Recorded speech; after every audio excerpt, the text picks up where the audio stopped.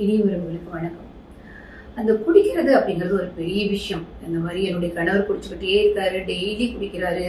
அவர் ஒரு நல்ல அப்பாவா இருந்து ரொம்ப நாளாச்சு. என் பையன் குடிச்சுக்கிட்டே இருக்கான். எங்க அப்பா எப்ப பார்த்தாலும் குடிக்கிற பழக்கம் இருக்கு. ரொம்ப வருஷமா அவர் குடிக்கிறாரு. மத்தியானத்துல இருந்தே குடிக்க ஆரம்பிச்சிருவாரு. டெய்லி குடி இல்லைன்னா அவர் கை நடுங்க ஆரம்பிச்சிடும் அப்படின்னு சொல்லிட்டு நிறைய இந்த குடிகாரர்களை வச்சுட்டு புலம்பக்கூடிய ஒரு குடும்பங்கள் வந்து ஏராளம். என் கணவர் ஒரு நல்ல மனுஷனா பார்த்து ரொம்ப நாள் ஆச்சு. அவர் என்கிட்ட மனசு விட்டு பேசி ரொம்ப நாள் ஆச்சு. என் பையன் பழைய பையனாவே இல்ல.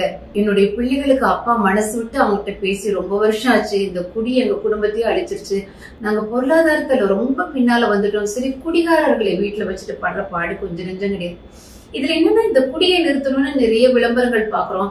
அப்ப அவங்களுக்குன்னு சொல்லிட்டு ஒரு மையங்கள்லாம் போய் அவங்கள அடைச்சு போட்டு இப்ப 2 மாசம் குடிக்கவே விடாம அந்த இடத்துல வச்சு அடைச்சு அவங்களுக்கு நல்ல வண்டியா நிறைய கவுன்சிலிங் பண்ணி மனநல ஆலோசனை கொடுத்து இதெல்லாம் ட்ரை பண்ணி பார்த்து நிறைய பேர் தோல்வியானதை நாங்க தொடர்ந்து பார்த்துட்டு இருக்கோம். ஒரு விஷயம் என்னன்னா, குடியை நிறுத்தணும் அப்படிங்கும் போது பலவந்தமான சிகிச்சை வந்து பண்ணாதீங்க. இன்னொரு விஷயம், ரொம்ப சைடு எஃபெக்ட் ஆகிற மாதிரி மெடிசின்ஸ் வந்து ஒரு நாளும் வாங்கி குடிக்காதீங்க. ஏன்னா இப்போ ஒரு ட்ரிங்க்ஸ் வந்து ஆல்கஹால் எடுக்கிறவங்க வந்து வெறுமனே நார்மலா இருந்தா பரவாயில்ல, அவங்க ரொம்ப டிப்ரெஷன்ல இருக்காங்க அப்படிங்கிறாங்க.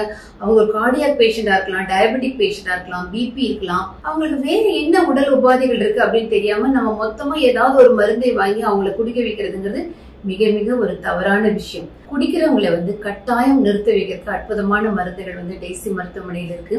ஆனா இந்த மருந்துகளை நான் யாருக்கு கொடுக்கணுங்கிறத கையோட சொல்லிடுறேன். நிறைய பேர் வந்து என்னுடைய ஹஸ்பண்ட் வந்து வாரத்துல ஒரு நாள் கொஞ்சமா எடுக்கிறாரு, நான் பாக்குறேன், சனிக்கிழமை நைட்டுனா அந்த ஸ்மெல் எனக்கு தெரியுது அப்படின்னு சொல்ற பெண்கள், மாசத்துல 2 நாள் ஒரு சும்மா ஒரு ஜாலிக்காக கொஞ்சமா அடிக்கிறாரு, எனக்கு தெரியும் அவரை பத்தி அப்படின்னு சொல்றவங்க, அவங்களுக்கு இந்த மருந்து தேவையில்லை அப்படிங்கிறது என்னுடைய தாழ்மையான கருத்து. திட்டிடாதீங்க. ஏன்னா ஒரு சோசியல் ட்ரிங்கரா அளவா இருக்கிறாங்க, ரொம்ப கம்மியா எடுக்கிறாங்க, மற்றபடி ஒழுங்கா வேலை பாக்குறாங்க, நல்ல கணவனா இருக்கிறாங்கன்னா அவங்களுக்கு இந்த மருந்துகள் வந்து தேவையில்லை. இதை நான் பேசும்போது எப்படி இப்படி பேசலாம், குடியை நிறுத்தித்தானே ஆகணும் அப்படின்னா வந்து இது தமிழ்நாட்டு கலாச்சாரமா இப்படின்னா நிறைய பேசலாம். இது வந்து ஒரு நிறைய எல்லா நாடுகளிலும் நடக்கக்கூடிய அளவா எடுத்தா இதுல வந்து தவறு கிடையாது. அதை நீங்க விட்டுருங்க. குடிக்காதவங்களை குடிக்க வைங்கன்னு சொல்லல. இந்த அளவுக்கு இருந்தா அவங்களுக்கு போய் இந்த மருந்து கொடுத்து அவங்கள நம்ம டார்ச்சர் பண்ணிட்டு இருக்க வேண்டாம். ஏன்னா நிறைய பேர் வந்து எங்களுடைய பர்சனல் எக்ஸ்பீரியன்ஸ்ல வந்து உண்மையாலுமே நான் சொன்னேன், சிலர் வந்து நிறைய பேர் சொல்லுவாங்க, எனக்கு வந்து தண்ணி சிகரெட்டு பாக்கு எந்த விதமான கெட்டப்பட முடியாது, டீ டோட்டலர் அப்படின்னு சொல்லக்கூடிய நிறைய ஆண்களை நாங்க சந்திச்சிருக்கோம். ஆனா அவங்க கிட்ட ஒரு மனசாட்சி இல்லாம, அன்பு இல்லாம, ஏதோ அவங்க வானத்துல இருந்து இறங்கி வந்த மாதிரி பேசுறவங்க தான் அதுல நிறைய பேர். கொஞ்சம் பேர் நல்லா இருந்தா கோச்சுக்காதீங்க, ஆனா நிறைய பேர். ஆனா வந்து இந்த வாரத்துக்கு ஒரு நாள் அளவா எடுக்கிறேன், நான் மாசத்துல 2 நாள் இருக்கேன், நிறைய ஆண்கள் வந்து மிகுந்த மனிதாபிமானத்தோட, ரொம்ப ஜென்டிலா, ரொம்ப கருணையோட, ரொம்ப ஃப்ரெண்ட்லியா இருக்கிறவங்கள நிறைய பேர் பார்த்திருக்கோம். ஏன் இந்த வீடியோ பாக்குறவங்களே வந்து எனக்கு பிடிச்ச ஒரு 2 ஆண்கள், என்னோட பெரியப்பா பையன் இல்ல இவங்க அப்படின்னு சொல்லி எனக்கு வந்து ஒரு பிரச்சனைனா வந்து நிக்கக்கூடிய 2 ஆண்கள் யாரையாவது உங்க மனசுல கற்பனை பண்ணிக்கோங்க. மேக்சிமம் அவங்க வந்து அந்த ஒரு சோசியல் ட்ரிங்கரா வாரத்துக்கு ஒரு முறை கம்மியா அடிக்கிற அளவுக்கு இந்த மாதிரி ஒரு ஆண்களே அவங்க இருப்பாங்க. சோ இந்த மாதிரி ஆண்களை எல்லாம் நான் வந்து குடியை நிறுத்தறதுக்கு மருந்து கொடுக்கறேன், நீங்க வந்து நம்ம கிளம்ப வேண்டிய அவசியம் தேவையில்லை. மற்றபடி தினசரி ட்ரிங்க் எடுக்கிறேன், எனக்கு தண்ணி அடிக்கலன்னா முடிக்காது, எனக்கு டெய்லி ஒரு குவார்டர் வேணும், இல்லைன்னா என்னால முடியாது, எனக்கு மனைவிட்ட பேசுறத விட, குழந்தைகிட்ட விளையாடுறத விட, என்னுடைய வேலையை கவனிக்கிறத விட இந்த ட்ரிங்க் என்னை ஒரு அடிமையாக்கி இருக்குன்னு சொல்லி ஆல்கஹாலுக்கு வந்து அடிமையான மக்கள், குடும்பத்துக்கு ஒழுங்கா சம்பாதிக்காம இருக்கிறது, பணத்தை கொண்டு வந்து ஒழுங்கா வீட்டுக்கு கொடுக்காம இருக்கிறது, பொறுப்பு இல்லாம அலையிறது, இந்த மாதிரி ஆண்களுக்கு இந்த மருந்து ரொம்ப ரொம்ப யூஸ்ஃபுல்லா இருக்கும். என் கணவர் வந்து ஒரு டயபெட்டிக் பேஷண்ட், அந்த வியாதி இருக்கு, இந்த வியாதி இருக்கு, அவருக்கு ஆபரேஷன் பண்ணி இருக்குது, அவருக்கு 3 ஆபரேஷன், எல்லாரும் இந்த மருந்தை தாராளமா சாப்பிட்டுக்கலாம். இது முழுக்க முழுக்க ஒரு இயற்கை மருந்து. உங்களுக்கு சித்தா டாக்டருக்கு வந்து அவங்களுடைய பரிந்துரையின் பேர்ல தருவாங்க. இதை எப்படி தரணும் அப்படின்னு நம்மளுடைய ஹாஸ்பிட்டல் சொல்லுவாங்க. ஆனா அதுக்கு முன்னால உங்களுக்கு நான் வந்து பர்சனலா சொல்ற அட்வைஸ், குடிகாரர்களை கூப்பிட்டு ஹாஸ்பிட்டலுக்கு வர வேண்டாம். இது முடிஞ்ச அளவுக்கு குடிப்பவர்களுக்கு தெரியாம கொடுக்கறது நல்லது. இனி உடனே இல்லங்க என் ஹஸ்பண்டே நீ நிறுத்தணும்னு ஆசைப்படுறாரு, அவரே நான் கூட்டு வரேன் அப்படின்லாம் தயவு செய்து கிளம்பிடாதீங்க.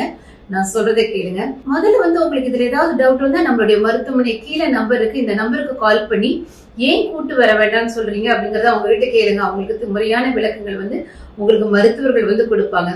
சோ ஆனா இது வந்து ஒரு அற்புதமான ஒரு வரப்பிரசாதமான ஒரு மருந்து. இந்த மெடிசன் வந்து ஒரு 3 மாதம் குடிப்பவங்களுக்கு கொடுக்கணும், அவங்களுக்கு தெரியாம கொடுக்கணும். எப்படி கொடுக்கணுங்கிறத நம்மளுடைய மருத்துவர்கள் சொல்லி தருவாங்க உங்களுக்கு. அந்த ட்ரீட்மெண்ட் முடிச்சோன்னா அந்த 2 மாசம் மருந்து சாப்பிட்டு அவங்க அவ்வளவு ஆரோக்கியமா, அத்தனை சந்தோஷமா, அவங்க என்ன பேஷண்டா இருந்தாலும் அவ்வளவு எனர்ஜெட்டிக்கா இருப்பாங்க.